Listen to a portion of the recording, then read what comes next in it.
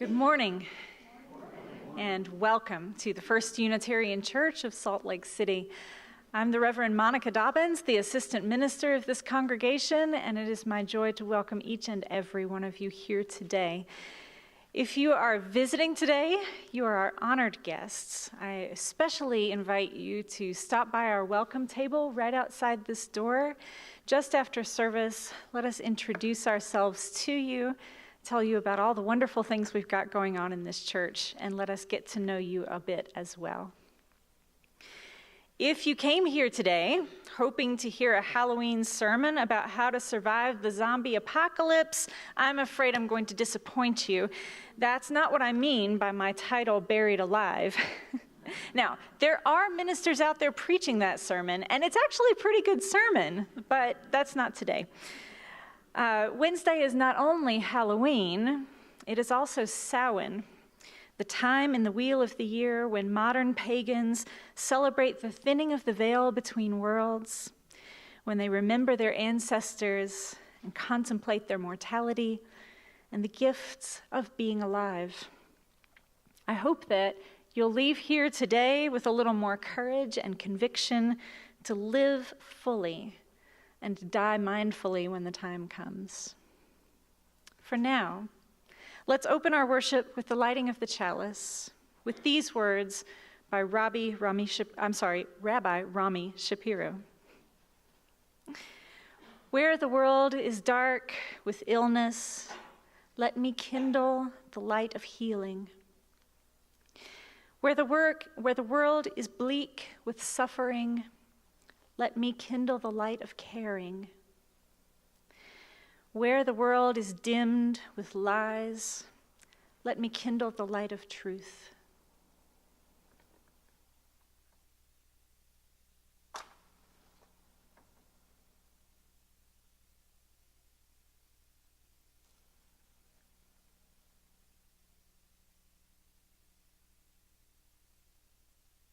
And now I invite you to rise in body or in spirit, and let us sing together number 8, Mother Spirit, Father Spirit.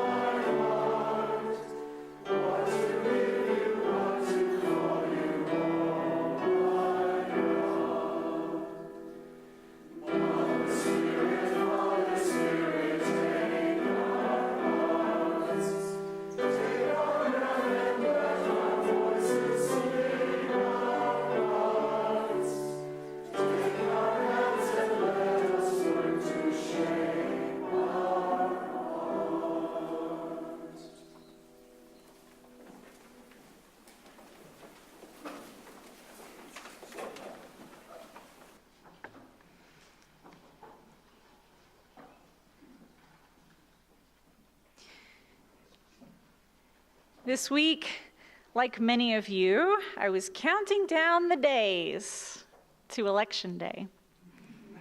How many days have we got left? 9, yes. There are 9 short, crucial days. And meanwhile, life goes on in these United States.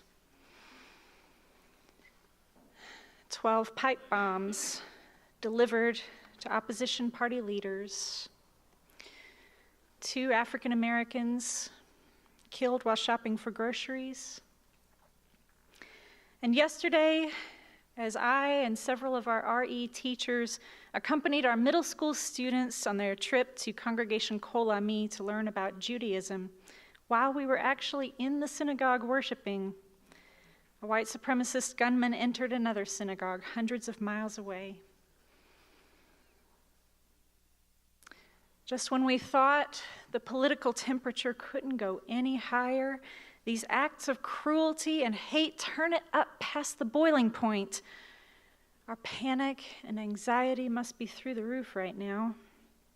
And yet, here we are. Here in this place, together. We are here because here we are not alone. Here we can hold each other and offer each other the things that keep us going, gifts of the Spirit to help us make it through, not just the next 9 days, but all the hard days. We can give each other a hug, a handshake, a smile. We can feed each other delicious food. We can joke and laugh, reminding others and ourselves how good it feels to laugh. We can share stories and pictures that remind us of our place in the web of life. We can say, I love you.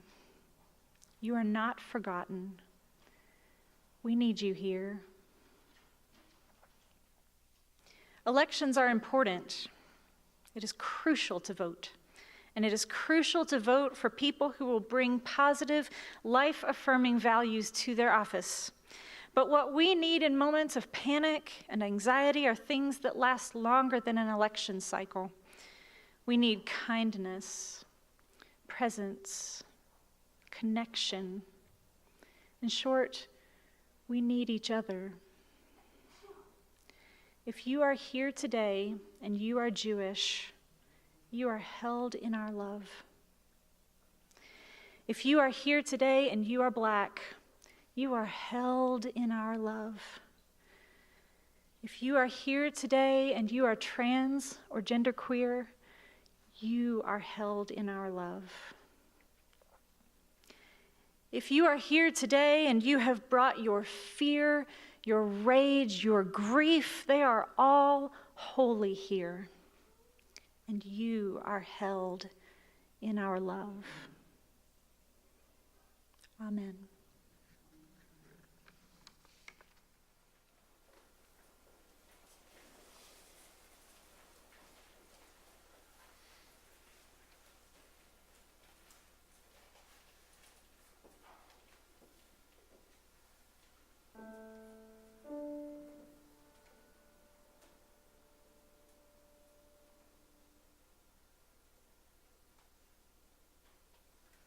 When we are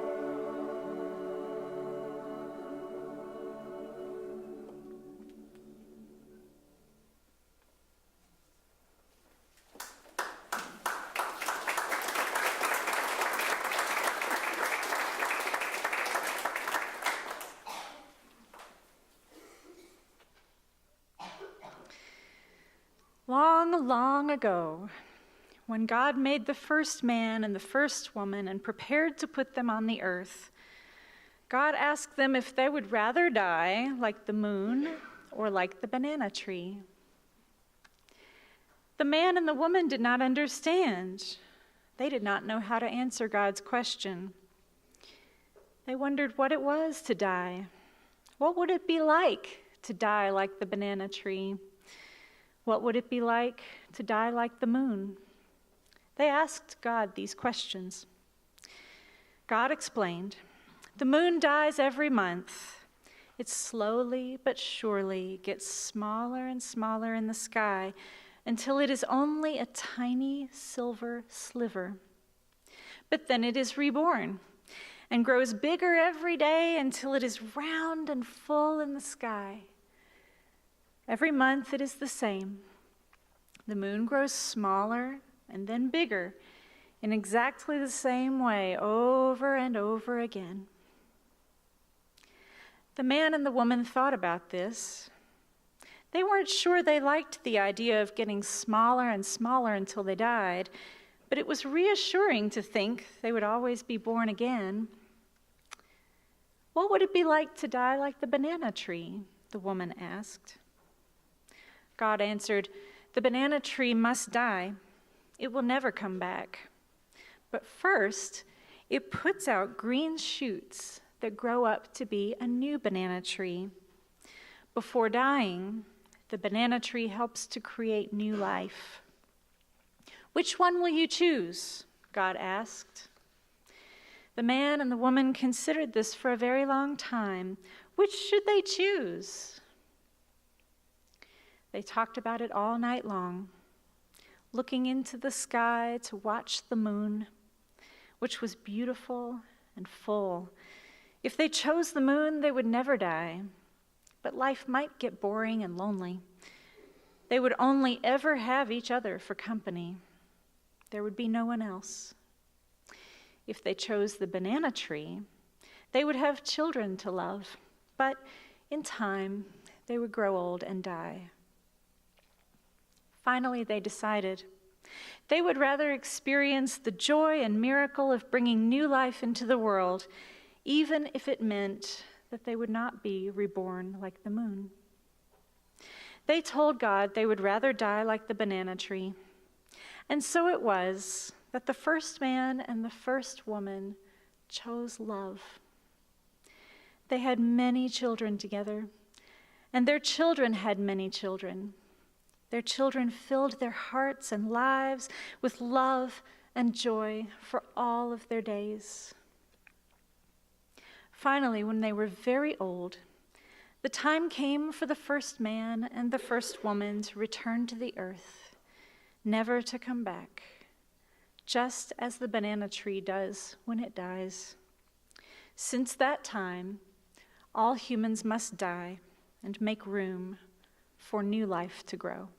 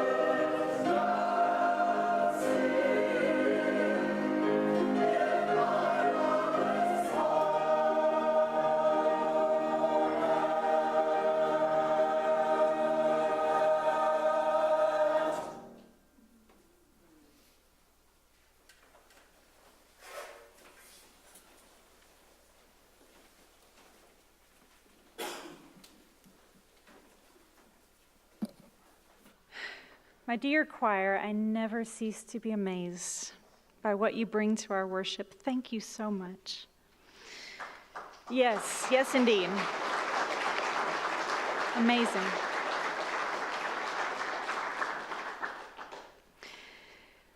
It's such a busy church, and there are so many things going on this time of year that I really want to bring your attention to all of the announcements which are found in our order of service. But there are a few to which I wish to bring special attention. First of all, tomorrow night is our religious education Halloween party. It's a suggested $5 donation for each family, but please come and bring your small people in their adorable costumes. That's the highlight of the fall for me, is all the cute little costumes. Please come.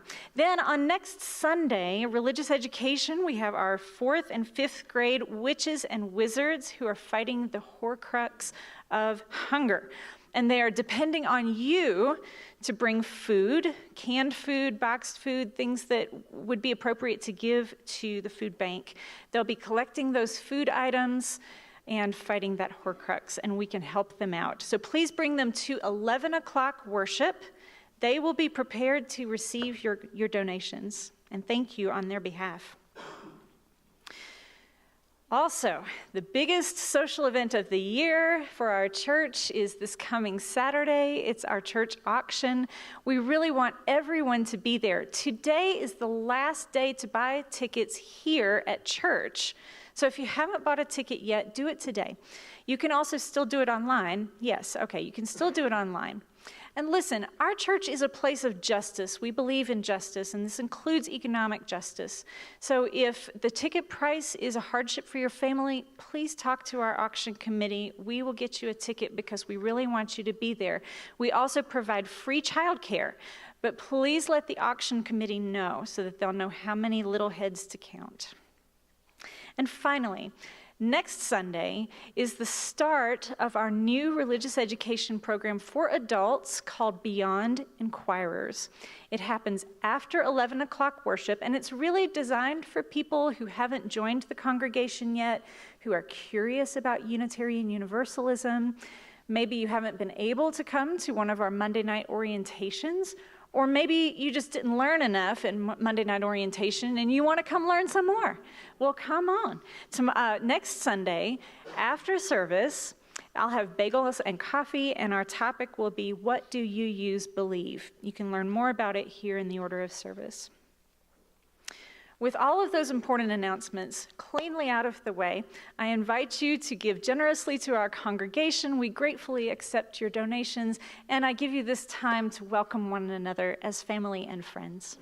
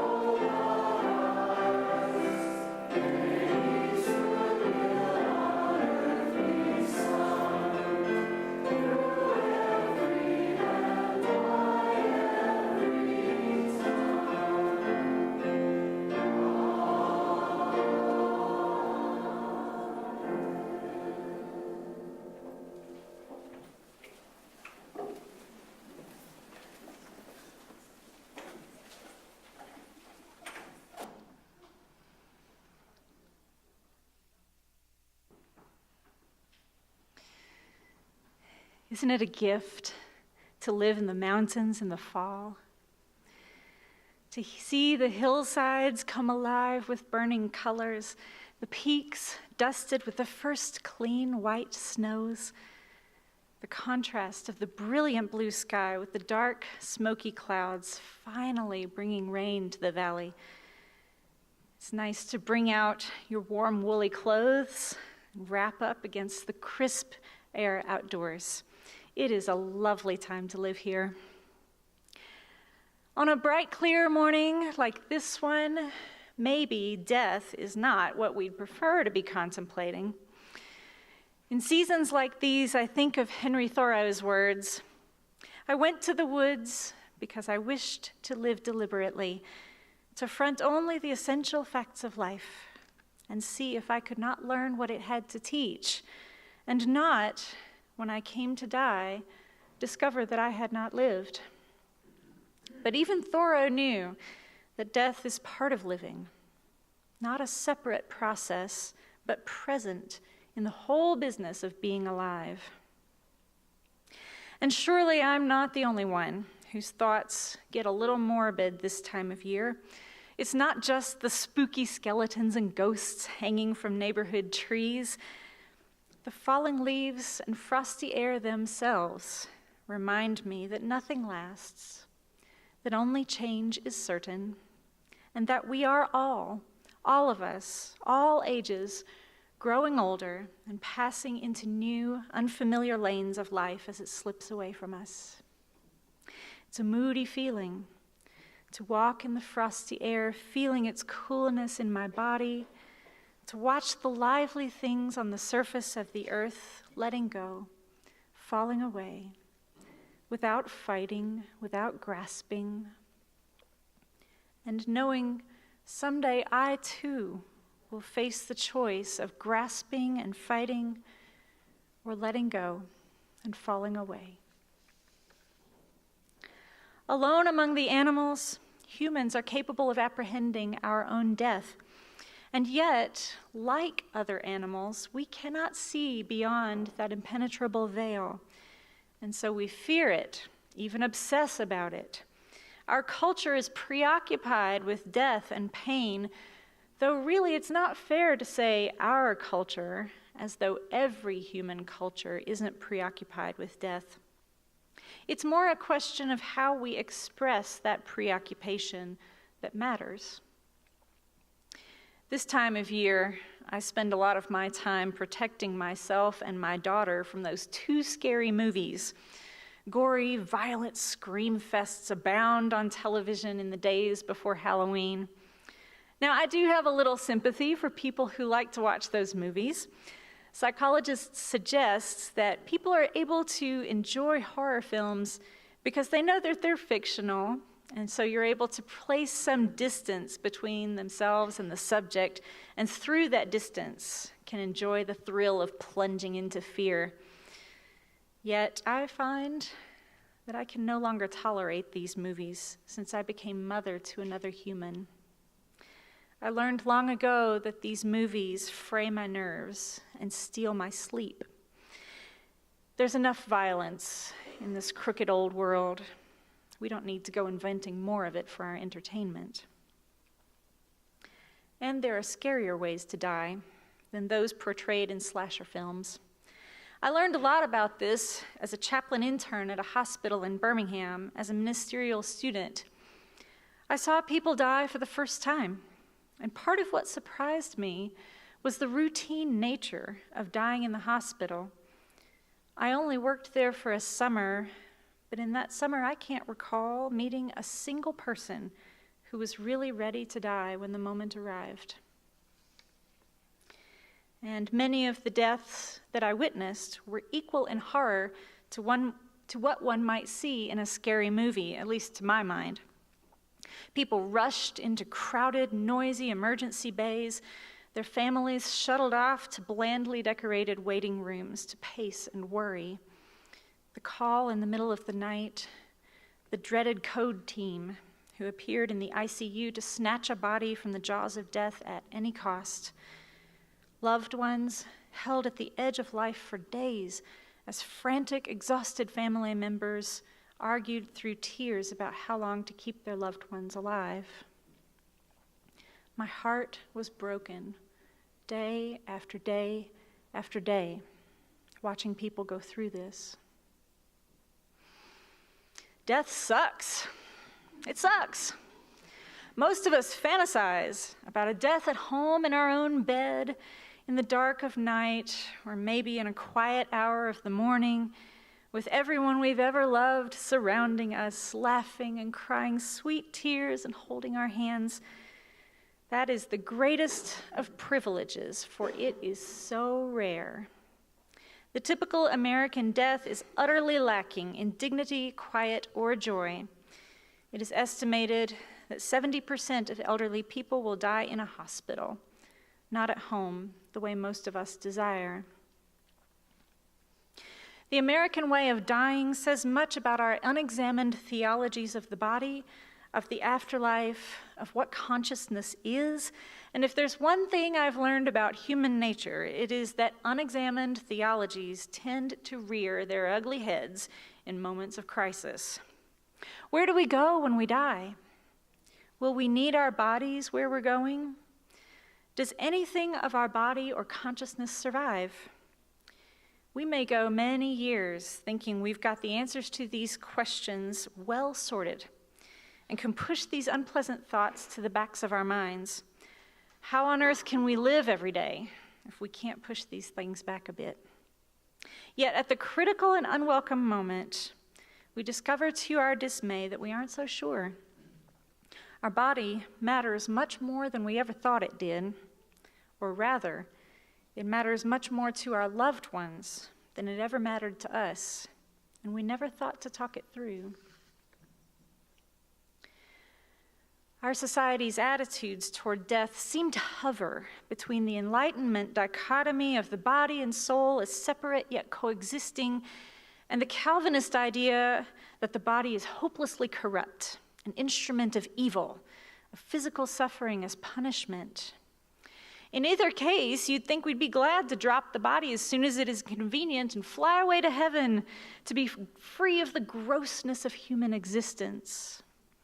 It's a wonder, then, that we will go to almost any lengths to keep the body alive, even if it is suffering intensely. No wonder we are so messed up when it comes to death. But there are other possibilities.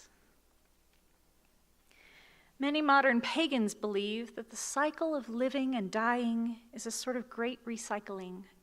Our physical bodies turned under and composted and reused in the never-ending processes of creation to reappear as new life.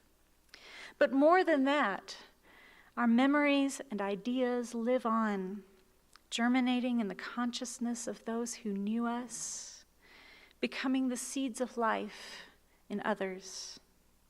It resonates in celebrations that recognize the power of our ancestors to influence our thinking and behavior even at a distance of many generations. Furthermore, pagans don't embrace the monotheistic concept of a strict Father God who encloses his children in bodies of depravity and dispenses suffering as punishment. While pagans do have a masculine God image, more central is their mother goddess, whose own body is the earth herself, who gives birth to us and to whom we are returned at life's end as she enfolds us in her waiting arms. The late anthropologist Maria Gimbutas wrote copiously on the goddess worshippers of ancient Europe, detailing for her readers how the material evidence revealed an ancient religion that approached the mystery of death and the fear of death from a perspective vastly different from that embraced by supposedly advanced modern cultures. The shrines of Lipinski Vir, dating from about 6000 BC and found along the Danube River in Serbia and Romania, are just one example. The shrines are triangular in shape, about 6 meters in length, and each one is opened on one end, always facing the riverbank. They seem to be designed to replicate the female reproductive anatomy, birth canals built into the banks, with a long trough running down the center. Inside many of the shrines, human skeletons were carefully arranged on floors laid in red limestone, representing the blood of life. The skeletons were not positioned as though they had been buried intact. Rather, the bodies had been offered to the sky first. Then the bones had been reborn into the earth in rituals inside the shrines. Gimbutas suggests that these birth canal shrines represented a theology of death and rebirth through burial. Just as ancient people did not know how life began in the womb, they did not know how life began in the tomb, but they clearly understood it as a beginning, not an ending. Another example of this ancient theology of death and rebirth appears in the English county of Norfolk in early spring 1998. John Lorimer, an amateur archaeologist and beachcomber, was on Home Beach when he came across a small bronze axe head in the silt. Intrigued by this mysterious object, he revisited the same area several times. And on one trip, he came upon a lone tree stump that had been unearthed on the beach. The unusual thing about it was that it seemed to be upside down. Over time, the erosion of the tides began to reveal not only the stump, but what appeared to be a circle of smaller tree stumps around the central upside-down stump. Lorimer realized he had discovered a man-made structure and contacted a local museum to excavate the site. What the researchers found astonished the nation. The circle of trees dated to the Bronze Age and was at least 4,000 years old. The central stump weighed several hundred pounds, and it and the 54 timbers comprising the circle had been cut down with those small bronze axes and carried over 50 miles to the site, which in that time was a salt marsh and not a beach. The outer ring of stumps was positioned so that there was only one way into the circle, through a special Y-shaped stump, and at 180 degrees from the entrance, one could peer through a gap in the stumps to see the rising sun. The researchers suspect that the central stump was some kind of funereal altar on which a dead body was presented to the gods or spirits of the people and carried away to the afterlife by birds and other scavengers. It suggests that the mortal body was not an object of fear, but of veneration, worthy of great care in its repose. Like the shifting beach sands that now surrounded what had come to be known as Seahenge, the corpse itself was not gone, but rather in a state of profound change. It reminded me of one of the most sobering moments of my life, when I was called to observe the passing of a man not much older than myself, who had lived hard, had used up his body, and had used up his chances with his family. When his time ran out, there was no one to be with him, and so the attending nurse called for a chaplain, and I was the one on duty who answered the call. I sat with him through the long, silent moments of a midweek afternoon, while the hospital ran on around us and the city around that. That was the day I realized that death was not like flipping a switch from one state of being to another, but was a process of becoming something entirely new. When did that process begin for this man? It hadn't begun that day. It hadn't begun that week. He had been in the process of dying for quite some time, but the more I thought about it, the more I realized he hadn't even started dying when he got sick. He started dying when he was born, maybe even before he was born. Because life and death are not opposites. They are the same process. As I watched the man's lungs slowly, haltingly drawing and releasing his final breaths, I knew there is only life, a process of arising and falling, of breathing in and out, of being and not being, dancing together in every moment of awareness. I imagine those ancient funeral goers at Seahenge returning again and again to the site, witnessing the changes their loved one's body was undergoing, and being amazed and frightened and yet comforted by the observation. There would have been no wondering what was happening to them. It was all right there in plain view, held in the loving awareness of the community.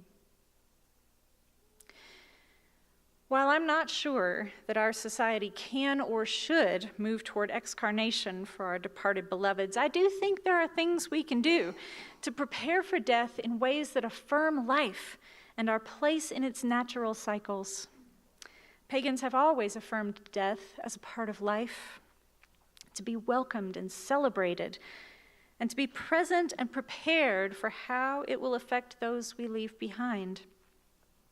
It doesn't deny the necessary process of grief. Indeed, it makes space for healthy grieving, the grief that comes not from a regret at a death involving protracted fear and pain, but the grief that comes from deep love. What if we embraced the pagan theology of dying as a new beginning? What if we embraced the body as sacred no matter what its final form? How would we prepare for it differently? Well, to start with, we wouldn't be afraid to make a plan. Isn't it funny that we seem to be afraid that talking about our death will bring it on suddenly, even though intellectually we know that's not true? The taboos around death are very powerful. But it's okay to write your will, to buy life insurance, even to draft your memorial service. It's okay to talk with your doctor about the kinds of interventions you want or don't want if your life is threatened by a medical emergency. It's okay to name a power of attorney if you need one, knowing that in those moments, it probably won't be you making these decisions, but rather a terrified loved one. And please talk to the people closest to you and write it all down so they won't have to try to remember. But most importantly, love your body. Love your body with all of its beauty and its shortcomings, for it is a manifestation of the divine. Treat your body as well as you can. Be kind to your body with words and actions. Encourage those you love and those who love you to be kind to their bodies too.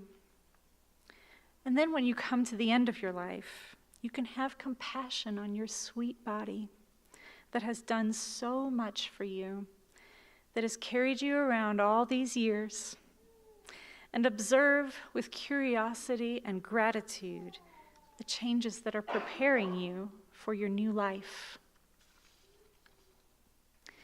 One of the holiest and most beloved paeans of modern paganism is The Charge of the Goddess by Doreen Valiente. Its closing words speak of love for oneself, of finding oneself within the rhythms of the universe. They are an incantation against fear. You who seek to know me, know that your seeking and yearning will avail you not unless you know the mystery. For if that which you seek you find not within yourself, you will never find it without. For behold, I have been with you from the beginning, and I am that which is attained at the end of desire. Blessed be.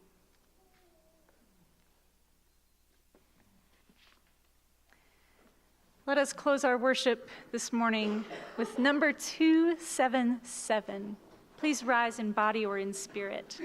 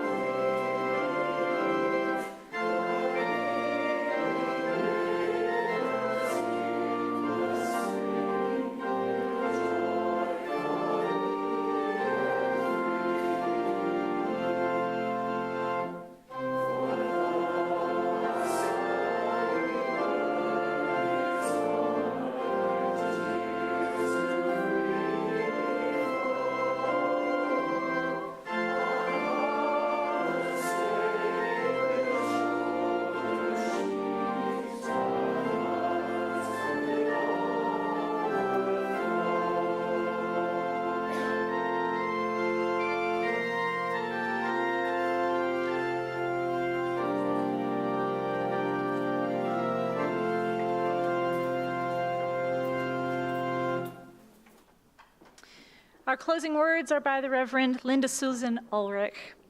Spirit of transcendence, that which moves within, among, and beyond us all, point us to our part in the broader circles of life and death.